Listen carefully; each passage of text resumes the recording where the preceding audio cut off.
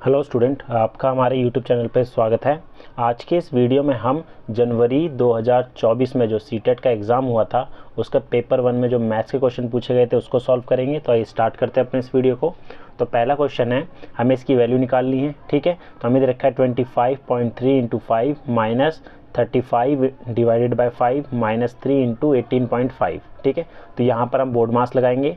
तो सबसे पहले हम क्या करेंगे, यहाँ पर जो डिवाइड हो रहा है उसको करेंगे। तो हमारे पास है 25.3 इंटू 5 माइनस, अब डिवाइड करेंगे पहले तो ये हमारा 7 हो जाएगा।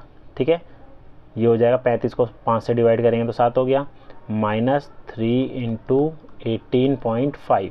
अब इनको मल्टीप्लाई करेंगे तो हमारे पास कितना आ जाएगा, ये मल्टीप्लाई करेंगे तो ये हमारे पास आ गया 126.5 माइनस 7, और इन दोनों को मल्टीप्लाई करेंगे तो 55.5 आ गया। ठीक है, अब इसमें से हम ये दोनों माइनस कर देंगे। तो माइनस करेंगे, पहले 126.5 में 7 माइनस करा तो 119.5 बचा, माइनस 55.5 माइनस करेंगे तो हमारे पास जो आंसर आएगा 64.0। तो ऑप्शन नंबर जो तीसरा है इसका करेक्ट हो जाएगा।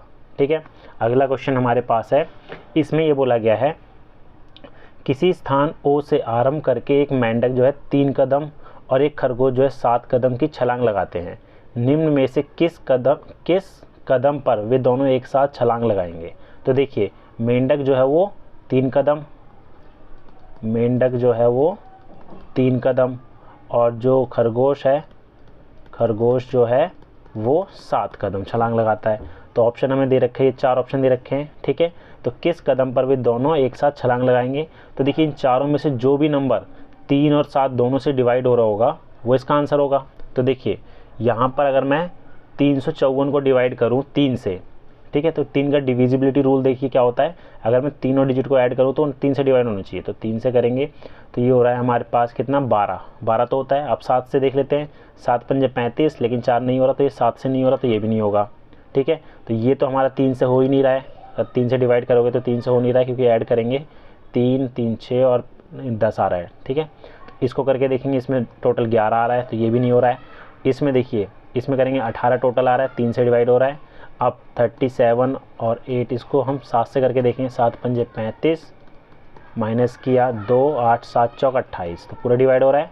तो 378 जो है वो इसका करेक्ट आंसर हो जाएगा।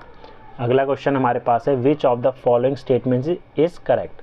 तो हमें बताना कौन सी स्टेटमेंट जो है वो करेक्ट है। तो पहला दे रखा है, एक जो है 1 is neither prime nor composite number, 1 is a prime number, 1 is a composite number, 1 is both prime and composite. तो सबसे पहले आपको ये पता होना चाहिए कि प्राइम नंबर क्या होते हैं। ठीक है, तो प्राइम नंबर कौन से होते हैं, जिनके सिर्फ 2 ही फैक्टर हो। जैसे सबसे छोटा प्राइम नंबर जो हमारा 2 होता है, इसके फैक्टर क्या है, 1 है, और वो नंबर खुद है। ठीक है, जो मतलब खुद के टेबल में आए और 1 के टेबल में आए। फिर उसके बाद 3 आता है, उसके भी 1 और 3 है। ठीक है, तो ये होते हैं हमारे प्राइम नंबर। अब कंपोजिट नंबर होते हैं जिनके फैक्टर 2 से ज़्यादा हो, जैसे कि 4 के फैक्टर जो 1 भी होता है, 1 से भी डिवाइड हो रहा है, 2 से भी आ रहा है और 4 से भी हो रहा है। ठीक है, ऐसी 6 1 से भी है, 2 से भी है, 3 से भी है, 6 से भी है। तो इसके फैक्टर जो है हमारे 2 से ज़्यादा आ रहे हैं, तो ये हमारे कंपोजिट। तो 1 जो है हमारा ना ही प्राइम नंबर है ना ही कंपोजिट है, तो पहला जो है ऑप्शन नंबर फर्स्ट इसका करेक्ट हो जाएगा।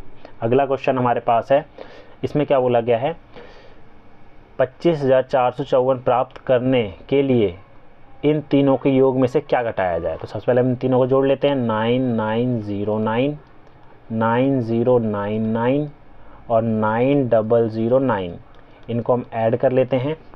तो 9 9 और 9 27 हो गया, 2 हासिल, 9 और 2 11 और 10 और 1 हाथ 27 और 1 28। ठीक है, तो 28017 ये इनका सम आया है, 28017। ठीक है, अब बोला है हमें ये नंबर चाहिए तो क्या घटाया जाए। तो इसको हम सब्ट्रैक्ट कर लेते हैं इसमें से, 25454। तो माइनस करेंगे, 7 में 4 गए 3, 11 में से 5 गए 6, और 9 में से 4 गए 5, 7 में से 5 गए 2 और ये 0। तो 2563 जो है इसका करेक्ट आंसर होगा, ऑप्शन नंबर पहला। अगला देख लेते हैं क्वेश्चन। अगला है, यहाँ बोला गया है यामिना ने एक पासा 10 बार उछाला और उसमें से निम्नलिखित परिणाम प्राप्त हुए। ठीक है, डाइस को 10 बार फेंका गया जिसमें हमारे पास ये नंबर मिले हैं। तो निम्नलिखित संख्याओं में से उसे अधिकतम बार कौन सी संख्या प्राप्त हुई। तो सबसे ज़्यादा बार नंबर कौन सा आ रहा है, तो 3 जो है हमारा 3 बार आ रहा है, सबसे अधिक बार है। ठीक है, तो इसका आंसर हो गया ऑप्शन नंबर तीसरा। अगला है क्वेश्चन, इसमें बोला गया है ब्रिज के पास अपनी पसंद की ज़मीन घेरने के लिए 100 मीटर का तार था। वह सबसे बड़ा ज़मीन का टुकड़ा लेना चाहता था। निम्नलिखित में से उसे किस माप का टुकड़ा लेना चाहिए ताकि उसकी ज़मीन का क्षेत्रफल सबसे अधिक हो। ठीक है, तो सबसे अधिक क्षेत्रफल चाहिए तो हम इसका क्षेत्रफल गुना करके देख लेते हैं। तो पहले वाले में अगर हम मल्टीप्लाई करेंगे तो 45 को 5 से गुना करेंगे तो हमारे पास आएगा 225 मीटर स्क्वायर। 15 को 35 से करेंगे तो हमारे पास आएगा 525 मीटर स्क्वायर आ गया। 30 को इससे करेंगे तो 600 मीटर स्क्वायर। 25 को 25 से 625 मीटर स्क्वायर। तो सबसे अधिकतम किस में आ रहा है, ऑप्शन नंबर चौथे में। तो ये इसका करेक्ट आंसर हो जाएगा। अगला है, इसमें बोला है सीधा नंबर पैटर्न गिवन बिलो। यहाँ पर नंबर पैटर्न दे रखा है, बताना कि अगले 2 नंबर जो है वो क्या होंगे। तो पहला हमारा 1 है, फिर 8 है, फिर 27, फिर 64, फिर 125, फिर बताना है अगले 2 नंबर क्या होंगे। तो देखिए 1 का क्यूब अगर हम देखें तो 1 होता है, 2 का क्यूब, ये हमारा 3 का क्यूब है, ये 4 का क्यूब है, ये 5 का क्यूब है। तो इसके बाद जो है 6 का क्यूब और फिर 7 का क्यूब। ठीक है, तो 6 का क्यूब होता है हमारा 216 और 7 का क्यूब होता है हमारा 343। तो ऑप्शन नंबर पहला इसका करेक्ट हो जाएगा। अगला है, अब इसमें बोला गया है पार्सल भेजने की दरें नीचे दी गई है। ठीक है, एक पार्सल है, पार्सल का भार जो है 50 ग्राम है और उससे कम है तो जो कॉस्ट लगेगी 15 रुपये है। ठीक है, जो पार्सल है, पार्सल का जो वेट है वो कितना है, हो 50 ग्राम और उससे कम। ठीक है, और लेस, तो जो उसकी कॉस्ट लगेगी वो लगेगी 15 रुपये। ठीक है, और आगे बोला है पार्सल का भार प्रत्येक अतिरिक्त 500 ग्राम के लिए वो 7 रुपये। मीना अपनी सहेली चारू को पार्सल भेजना चाहती है जो दिल्ली में है। पार्सल का भार जो है 350 ग्राम है। दोनों दरों को देखकर पार्सल भेजने की सही राशि का चुनाव कीजिए। ठीक है, तो पार्सल का जो वेट अगर 50 और उससे कम है तो ये तो 15 रुपये तो लगते ही लगते हैं। उसके बाद जो है उसके अतिरिक्त 50 ग्राम पर 7 रुपये लगते हैं। ठीक है, तो यहाँ पर जो है टोटल वेट कितना है उसका, टोटल वेट जो है वो है 350 ग्राम। ठीक है, माना कि 50 ग्राम हम स्टार्टिंग का ले लेते हैं तो इस पर उसे कितने लगेंगे, 15 रुपये तो लगेंगे। ठीक है, उसके बाद अब आगे कितना बचा, 350 में से 50 कम कर दिए, 300 बचा, 300 ग्राम। अब हर 50 ग्राम पे 7 रुपये लगते हैं तो 50 से अगर मैं इसे डिवाइड कर दूं तो कितना आ गया, 6। ठीक है, तो 6 × 7 तो 15 गुना 15 जमा 7 42, तो ये हो जाएगा हमारा 57 रुपीज़। तो टोटल उसकी कॉस्ट आएगी 57। अगला है क्वेश्चन, एक संख्या में 8 जोड़ दिया जाए तो वह दुगनी हो जाती है। माना कि वो संख्या x है, इसमें अगर हम 8 जोड़ दें तो वो दुगनी हो जाएगी, मतलब x था तो 2x हो जाएगा। तो वह संख्या बतानी है क्या होगी, तो x को हम इधर ले जाएंगे तो 2x - x बराबर 8। तो x की वैल्यू आ गई 8, तो वो संख्या क्या होगी, 8 होगी। अगला है the sum of all angle of a triangle. तो ट्राइंगल जो है हमारा इस तरीके से होता है। ठीक है, इसमें 3 एंगल है, एंगल 1, 2 और 3। तो तीनों एंगल का सम, एंगल A, B और C, angle B, angle C is equal to होता है 180 डिग्री। तो इसका आंसर हो गया ऑप्शन नंबर चौथा। अगला है, अब यहाँ पर फिल इन द ब्लैंक्स है, a dash is always a regular polygon. Regular polygon क्या होता है, जैसे हमारा हो गया इक्विलेटरल ट्राइंगल जिसकी तीनों साइड बराबर है। ठीक है, साइड भी बराबर हो, एंगल भी बराबर हो। उसके बाद आता है जैसे स्क्वायर हो गया, स्क्वायर की भी चारों साइड बराबर होती है। फिर रेगुलर पेंटागन, अब यहाँ पर जो है रेगुलर पेंटागन की भी सारी साइड क्या होंगी, बराबर होंगी, ये पांचों साइड जो होंगी बराबर होंगी। तो यहाँ पर ऑप्शन में सर्कल है। आइसोसेलेस ट्राइंगल की 2 साइड इक्वल होती है, तीसरी अलग होती है। स्क्वायर की चारों साइड होती है, तो यही हमारा इसका करेक्ट आंसर हो जाएगा।